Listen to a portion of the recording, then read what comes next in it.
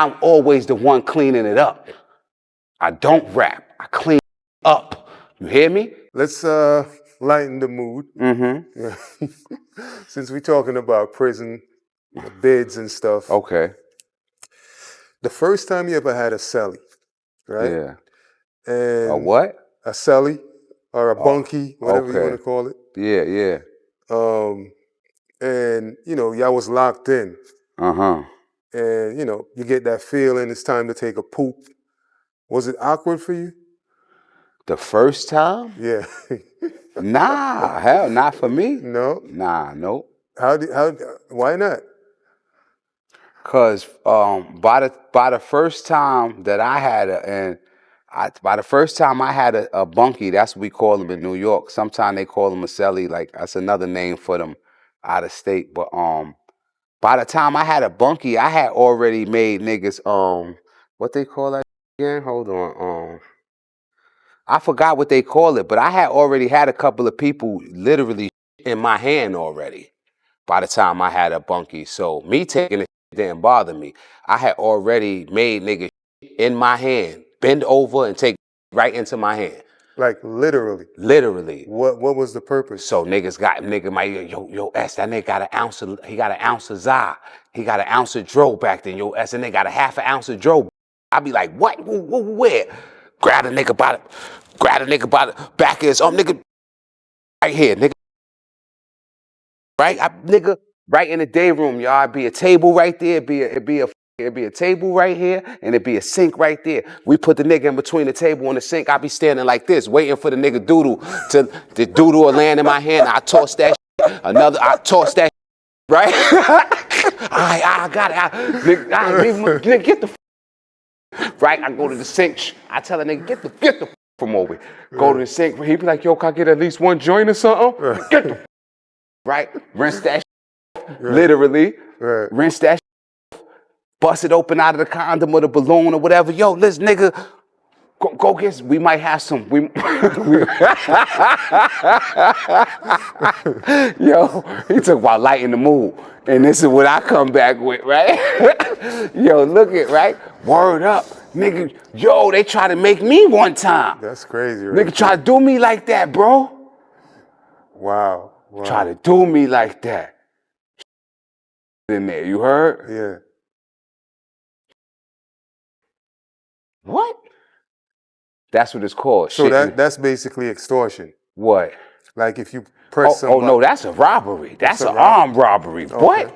Nigga, that ain't extortion. That's a robbery. You got it. He got it right now. Let's go get that. Right. That's a robbery. Extortion would be him going in. He go in, get something out, break us off a little bit. Yeah, nah, nigga, that's a straight jokes. Yeah. Now, I'm trying to think if it can become extortion, like if you do this shit every time he come, nigga ain't gonna keep making you do that. He just won't give it to you after that first time. Right. He ain't gonna make you keep going in his body.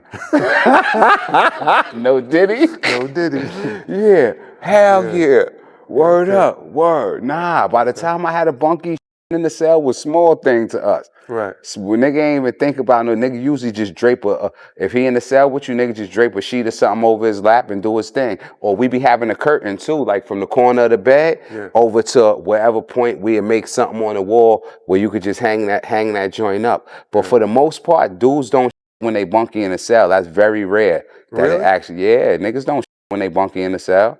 It's plenty of time. You eat at the same time every day, you're going at the same time every day. And the way it's set up, if you got a cellie, y'all two can't have a job. They call it programs in New York, but it's really a job. Y'all can't have a job during the same work modules, during the same time modules. So y'all always get at least 8 hours a day where y'all not in the cell together.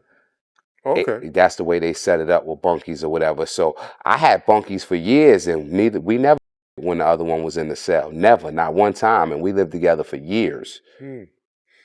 What's the big deal about wearing jewelry in prison, Tim's, coming home with your shine and all that? What is the big deal? Coming home with your shine? Yeah. With your jewelry? With your jewelry. So for me, traditionally, what I know, if a nigga leave jail, he leave the shine to whoever's it to somebody else. Right. Me and my niggas, we don't bring jewelry home from jail. I never seen niggas take their jailhouse jewelry home.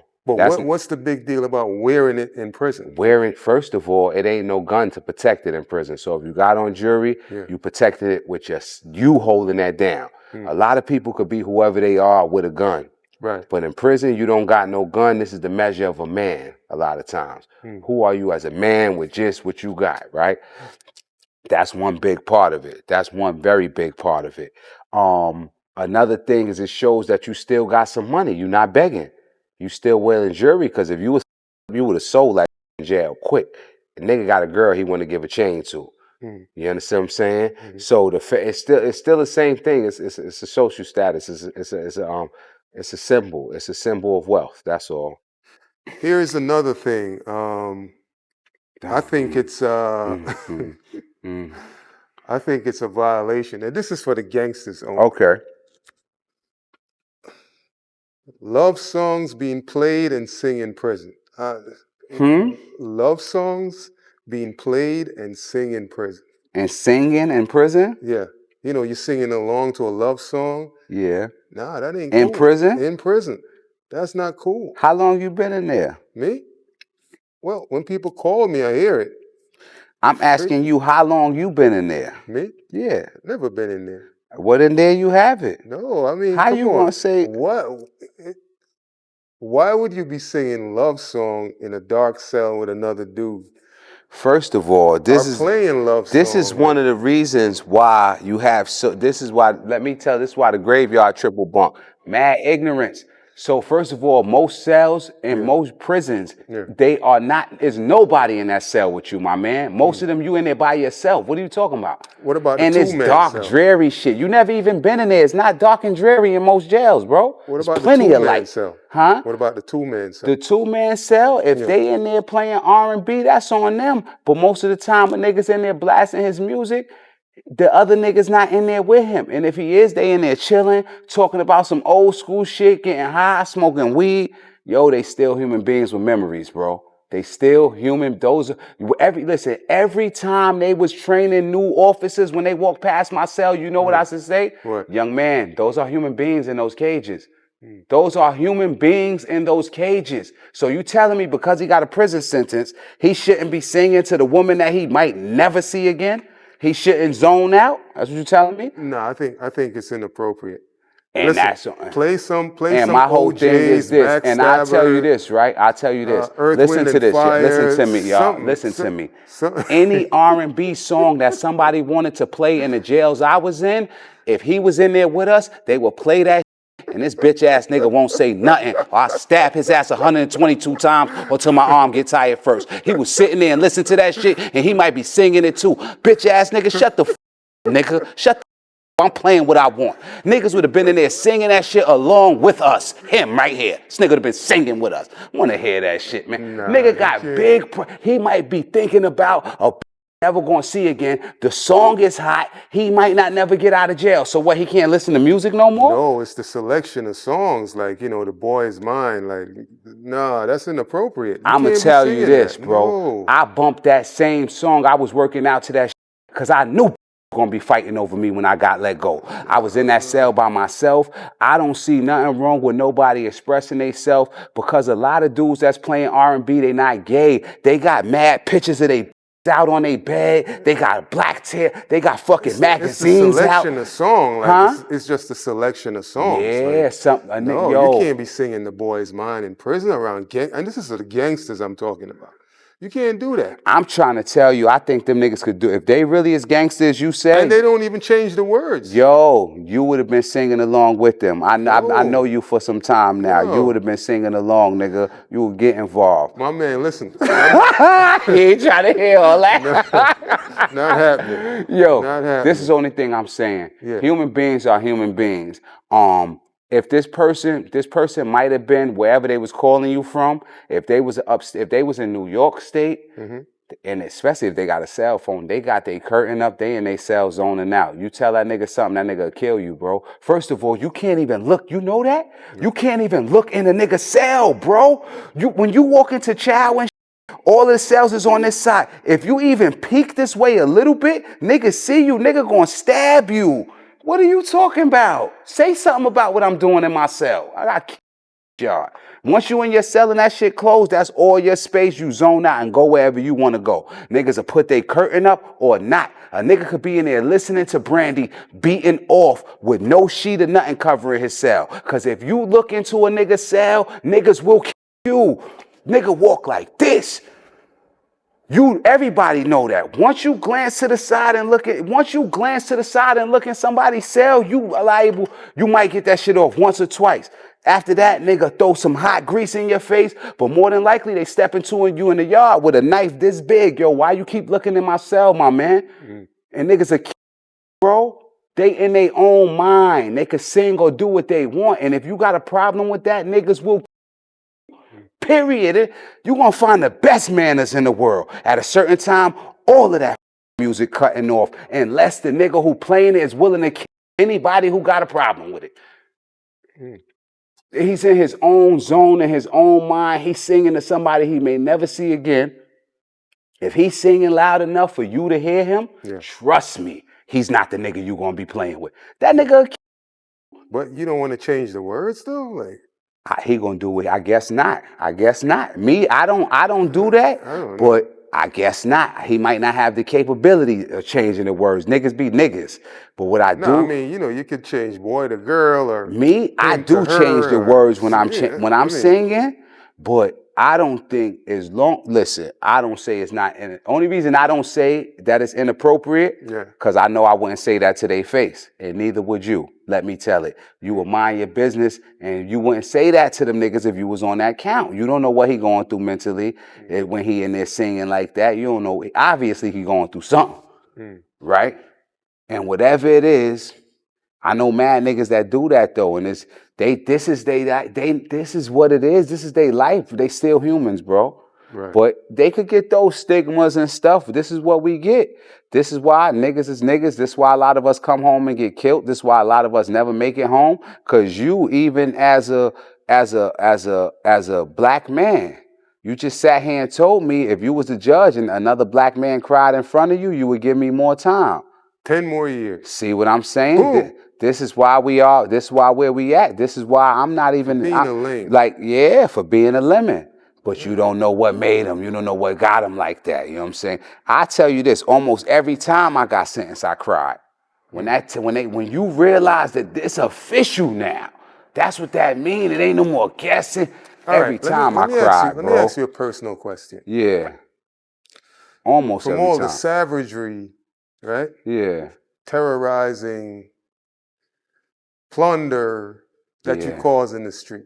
Yeah. You're out allegedly in the street doing all that. Yeah. There has to be some point you say, yo, there's a consequence.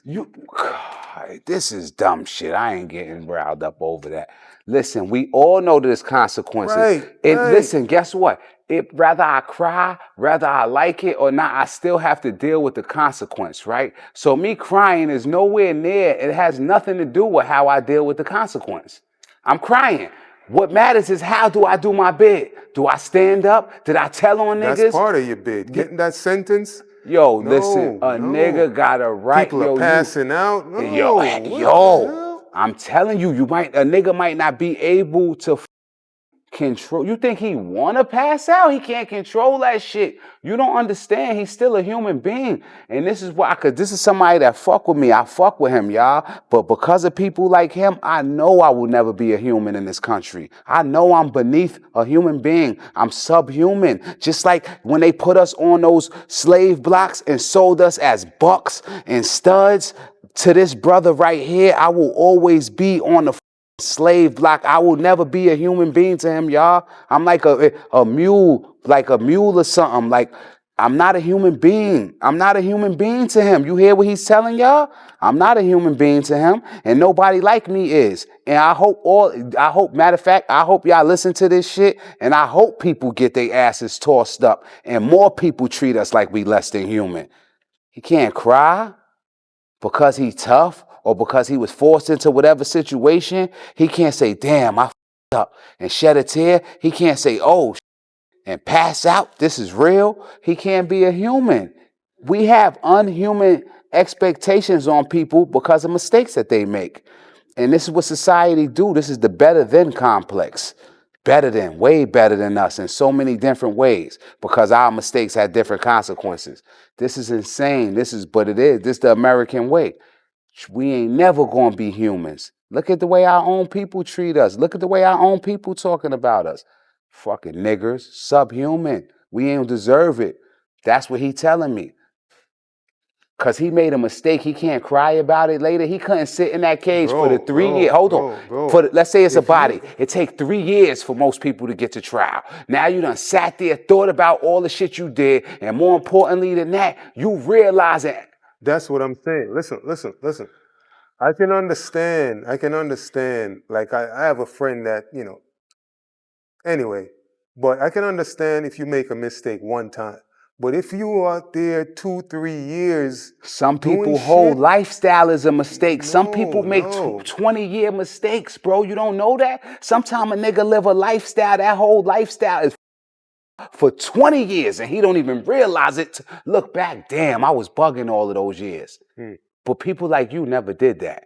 People like you never look back 5 years later and say, I was just bugging for a whole 5 years doing that shit right there. Cause y'all better. Y'all never been arrested. So y'all never had a long run of making mistakes. Never that. You never sat back at one phase in your life and looked down on another phase like, damn, I shouldn't have been doing that for that from that period to that period. I was bugging out going out like that. Why was I entertaining that? Why did I keep this nigga around me? Well, you never had none of that in your life yet? Of course. Then come on though, bro. Yeah, let a human being be a human being. That's all I'm asking you to do. I'm cool with that. I'm cool with that. But what I'm saying is, right, you have to think about the consequence. I knew when someone, listen to this, y'all. Top 5 love songs in prison. For me, I'm going to go with definitely I Need Love. Mandatory. For me, let me think. Don't try to pick no songs. I'm picking the ones that was meaningful to me. Okay. You know what I'm saying? And I'm going to pick some shit that I might have started singing knowing you ain't want to hear it and wishing that you say something about what you don't want to hear. Right. So I Need Love. A nigga told me stop singing that because LL Cool J had taken his girl on that bed. You know what I'm saying? I'ma sing. I'll probably listen to Summer Rain, Carl Thomas. Okay. Some shit that a nigga think you shouldn't be listening to in there. I'm definitely listening to Emotional, Carl Thomas as well.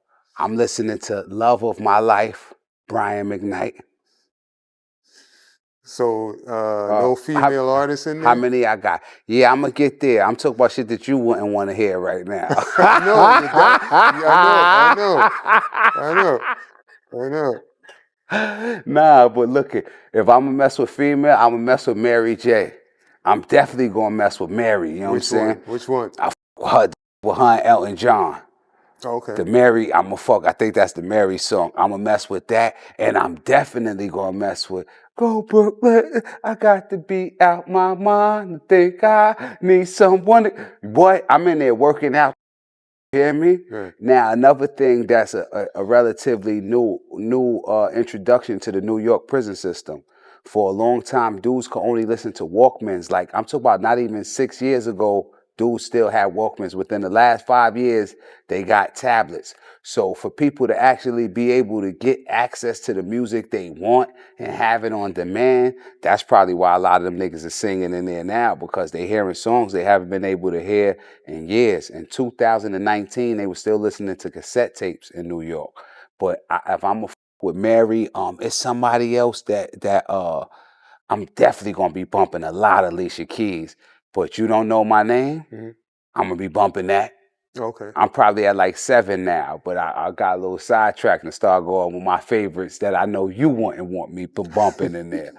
But yeah. Groove Theory, Tell Me. That's what happened? Groove Theory. Tell Groove Me. Theory. Yeah. Tell me. Yeah. Tell me if you want me to. I might bump that. I might bump it. I don't know, but I really don't care. I like that song. Change the words though. But I probably wouldn't. I don't think I would sing that on the count. No. Me personally, I don't think I was. That's not something that that's not something I would be telling the chick. Right. Ain't no chick ever tell me. I always knew it was good enough, so I ain't gonna be in there. It ain't my steez, that song, but if it was something that was my style and you're not supposed to be singing it, I've been in the situations where dudes got upset with me about like that for real. Right. You know what I'm saying? They got upset with me about what the type of music I was playing. And for those similar reasons to what you saying about real niggas don't give a about none of that. Real niggas don't care about that, and they be wishing somebody would say something or insinuate something. They will leave you on that gallery. In the yard, they'll bring a helicopter in that yard for that ass. Literally. What about like top 5 played rappers in prison or albums in prison? Different eras, different shit. Yeah. Like who are you bumping? As a rule, to keep it 100, I try not to listen to much rap when I'm in jail or prison. So that's why you was upset.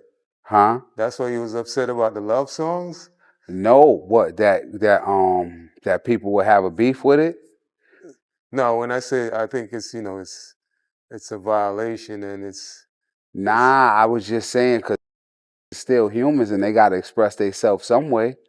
That's what it more than anything. Like if you could sing love songs out here, or you might not sing love songs anywhere, but people, they could do it out here. If they the type of person that was gonna sing in the free world, don't expect them to not be them because they're in the cage. That's what was the offensive part to me about it. Like they still humans, and whatever it is they singing, people in prison, they live in their own mind, bro. They have to. Right. They in their own world. They ain't thinking about you. If they singing, you gotta, as long as it's not after a certain hour, they gotta vent. They gotta express themselves. You say something to them about that shit, them niggas will literally kill you, bro. Hassan McGee, God bless the dead. Now, Haas is a big homie Crip from Staten Island. Now, Haas is one of them dudes that he's so versatile and greasy with gangsterism that he was on the wave way before us as far as getting hip. He's another nigga that been to the feds before us. So anyway, at one point, my mom's crib got rushed. They said it was 20 guns in my mother's crib. And her door came off the hinges. They came in there, they started throwing shot grenades. The impact of them blew all of my mother pictures off the wall. You know what I'm saying? Wow. So look, they came in there hurling them flashbangs, bouncing betties or whatever them jump up in the air, boom, go off. Oh, yo, I said to myself, who do I owe this much money? That shit was too loud to be the police because it's designed to put you in shock for a second. That's why it's called a shock grenade, because it go off so loud. Yo, I said, who the money I played with like this? When I heard the boom, boom, I said, oh, the police. That shit went off, boom. I said, oh my God, the Italians are here. Finally, oh, why did I f with them? Then you gonna tell me I'm a bitch if I cry. Well, f you, right? You hear that shit, you wanna cry, right? Black on black crime is at an all-time high, brother. You got all type of excuses, whatever, right? So boom, I seen the nigga Haas in the West. He was accused, it's either him or one other nigga that told on my mom's crib. Only 2 niggas knew, and Haas came there with the 20 guns with me. Haas bought but nigga, I met them niggas in Park Hill. I got the hammers off of them. I went upstairs to my mom's crib, and I started sending them shits all over Staten Island. Nigga, you think I'ma leave all 20 of these shits in my mother's house? So anyway, they fucking boom. Police thinking they coming for 20 guns from ST. You know they on some bullshit. How did you wiggle out of that? Out of what? The 20 guns. If that's why I'm glad that y'all got this recorded, right? So that y'all could rewind. I'm trying to tell you the 20 guns did not stay in my mother's house, not one night. Huh? Right. Not one night. Right. I said that so from the beginning. So you gave out all of the 20 guns? It probably was like 3 in my mom's crib when they came. Right. It was 3. They ain't find none of my shits. They found my sister's shit. Right. My sister had a 38. They ain't find none of my hammers in that crib. By the time they came in my mom's crib, none of my guns was in my mom's crib. They was right down the hall. It was 2 down the hall. They was in the building. They was in. What are you doing with 20 guns? Huh? What are you doing with 20 guns? A better question is, what are you doing with 20 guns at 17 years old? What are you doing with 20 guns at 17 years old? First of all, you give an order to the peeps across the water to come and snatch up props all around the border and do, huh? Uh-huh. That's what was suggested. Okay. Traditionally, Mm-hmm. to give an order to the peeps across the water to come and, I told you I had the Bronx to come and do what? Snatch up props. Now, the 20 guns is the height of the fucking Wolfpack era. We Wolfpack, we a gang. God bless the dead Kirby. You a genius. You a genius. God bless the dead Fat Kirby from Manus Harbor. So what happened was, big up to Zoe, big up to KO, big up to Blizz, GA, all of my Wolfpack little niggas. Big up to y'all. Y'all the big bros now, but y'all's my Wolfpack niggas. So what happened was a blood nigga by the name of Confidential, God bless the dead, and another blood nigga named by John D. And who else they? We don't want to drift off the story. We not drifting off the story. What I'm telling you is this. What happened is they was doing drive-bys, Cali style, on Manus Harbor, on Port Richmond, and on St. Mark's, the Bloods. That's why I went and got 20 guns. So I could put guns for the Wolfpack niggas in every hood on Staten Island. This hood needed 5 guns. That hood needed 2 guns. I'm talking about for the whole areas to be secure. And my men, we need 3 for over there. Right here, right here, and right here. Yo, it's too many entrances and exits out of this hood. We need one here, here, here, here. And that's what we did. So how I got out of that, the 20 guns were never in my mother's house. That one day, we got the shits from the nigga, boom, and then dispersed them. So now, to not veer from the story, that's how we ended up with the 20 guns. Them niggas was wilding out on the harbor niggas. They needed guns. Kirby flipped on me and said them niggas need guns. I got them guns. Boom. Fast forward. Now the nigga sees me. I asked for some bullets. A few days later, they called me. I'm refinancing houses. Was I still in the streets to keep to the point? Yes. I had a spot in Schenectady, New York. Killing them. That shit, we was what? I had a spot in Schenectady, New York. The reason that I kept the fucking 357 and the tech on me is because some people don't forgive and they will run up on me. Furthermore, and when I was coming from work, when I used to drive by, I used to see certain dice games in different boroughs and wherever I'm at, I see a dice game that I really like. I'm hopping out. I'm putting some sweats on over my motherfucking, over my suit. I'm taking off the suit jacket. I'm putting some sweats on over my suit pants. I'm putting a hoodie on. I'm putting on some Timbs. I'm running across the street. I'm robbing a dice game on my way home from work by myself. I'm watching whoever look like the toughest nigga. I'm going to tell him to come with me. I'm going to tell all of them niggas right there, if y'all act stupid, I'm shooting this nigga in his leg and in his stomach. If he live, y'all deal with him. Everybody give me everything. I make that nigga walk a half a block with me. I give him some of the money. I get in my car and I leave. That's why I had the 357 or the tech in my briefcase, because I used to do that for rec. If I'm driving, I see a nice dice game, I'm robbing that shit by myself. I'm robbing all 10 of them niggas quick. The realest nigga, a lot of time I know who the realest nigga is. When I leave the scene, I give him some of the shit, I show him my face, and then I break out. I ask him, who's your closest man over there? What did I take from him? He tell me, I give him all of his right-hand man shit back. I give him some of the shit that I took from the other niggas, and I said, tell them niggas I took everything. And I leave.